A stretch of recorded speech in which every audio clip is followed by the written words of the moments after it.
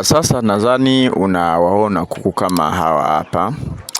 Huyu ni kuku ambaye ni mgonjwa sana. Ukiachana na huyu kuku, kuna huyu hapa mwingine huyu. Umeona?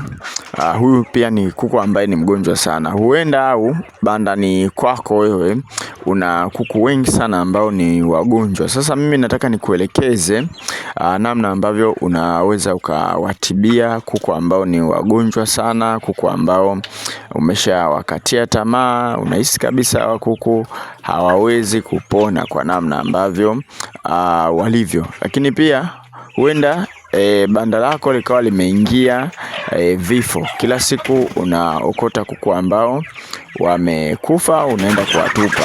Sasa kwenye hii video nisikilize vizuri, nitakuelekeza mbinu na tiba pia ya kuwatibia kuku wa mtindo huo.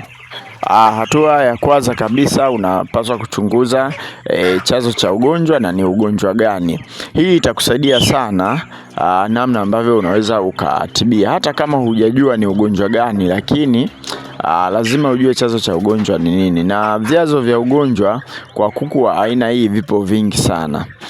Kitu cha kwanza ni chakula ambacho anakula. Inaweza ikawa ni chanzo cha ugonjwa, kuku akawa anashindwa kupona. Yawezekana labda kuku alikuwa anaumwa labda mafua, alivyokuwa anaumwa mafua, lakini pia na chakula ambacho anakula lishe yake ni duni, ikapelekea kuku wako wakawa hawaponi vizuri kabisa. Kwa hiyo lazima ujue kwamba mimi hapa huenda ni chakula ambacho ninawachanganyia hawa kuku. Lakini muda mwingine mazingira, chanzo kinaweza kikawa ni mazingira ambayo hawa kuku wanaishi. Labda wanaishi mazingira ambayo ni machafu, vyombo ambavyo wanatumia ni vichafu, labda banda lao labda halijawa na mzunguko mzuri wa hewa. Kwa hiyo ni mazingira kama hayo hapo huwa yanapelekea sana kuku washindwe kusikia dawa. Na kitu kingine ambacho unaweza ukabaini kinaweza kikawa ni chanzo cha ugonjwa, ni namna ambavyo wamelelewa tokea wakiwa vifaranga wadogo. Mara nyingi sana kuku aina hii ni kuku ambao huenda umeshawatibia kwa muda mrefu, lakini unakuta kabisa hawaponi. Labda walipokuwa vifaranga wadogo ulikuwa huna elimu sahihi ya jinsi ya kuwalea. Mfano tu mdogo ambao ninaweza nikachukulia hapa, unaweza kuona vifaranga wadogo mtu anawapa dawa za kuku wakubwa na hawaumwi. Mtu anawapa labda Tylodox Extra, anawapa labda ESB3, anawapa dawa za kuku wakubwa kama antibiotic. Amesahau kwamba antibiotic au hajui kama vile kuku wa vifaranga wana antibiotic zao maalum. Kwa mfano kama Neoxytic, Neomycin na nyinginezo, zile ni antibiotic maalum. Kwa hiyo ukifanya hivyo, siku wakipata changamoto hawa kuku lazima tu watakusumbua. Kwa hiyo ukishabaini chanzo ni kukirekebisha. Hatua ya pili ni kurekebisha pale ambapo umekosea. Sasa nitaanza kwa kitu kimoja kimoja. Kwa mfano kama umebaini lishe ambayo unawapa sio lishe nzuri, kwa hiyo inatakiwa utengeneze chakula kizuri chenye kanuni bora, ili uweze kuwapatia kuku wako waanze kupata afya vizuri, waende sambamba na nini? Waende sambamba na ukuaji wao na tiba, ili waweze kupona vizuri kabisa.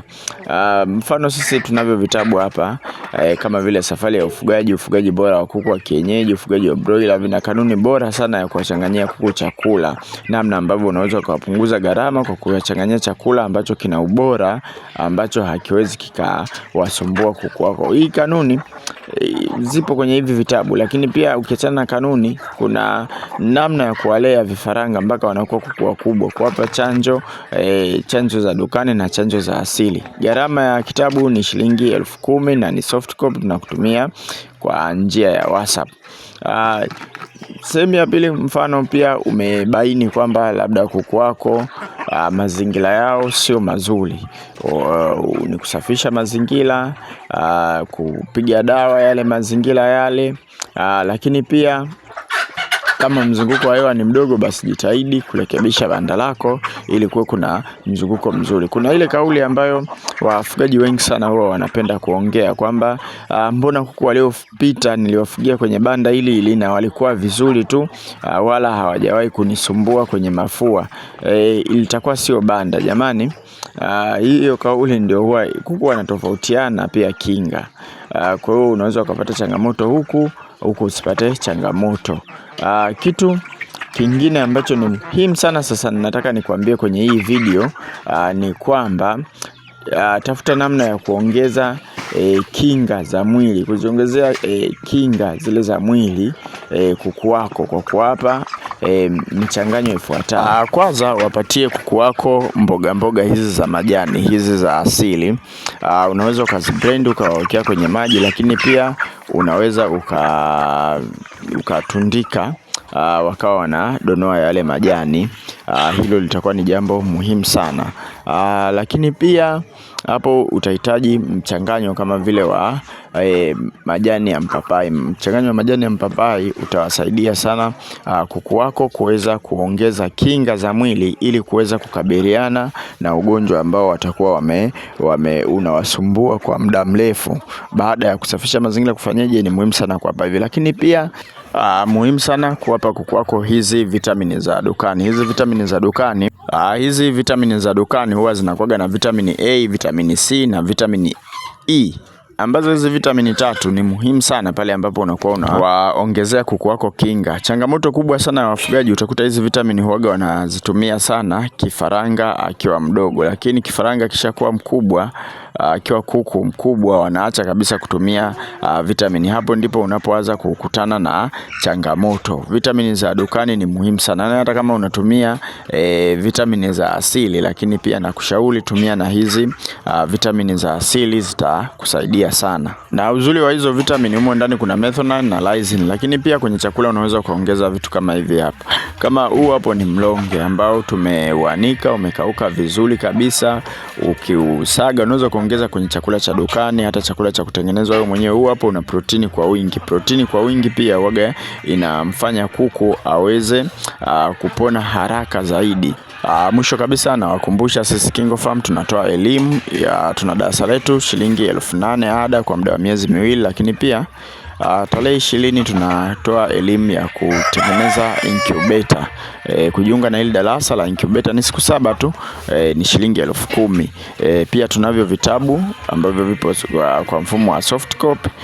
Unaweza ukawasiliana na sisi ili uvipate, na gharama ya kitabu kimoja ni shilingi 10,000.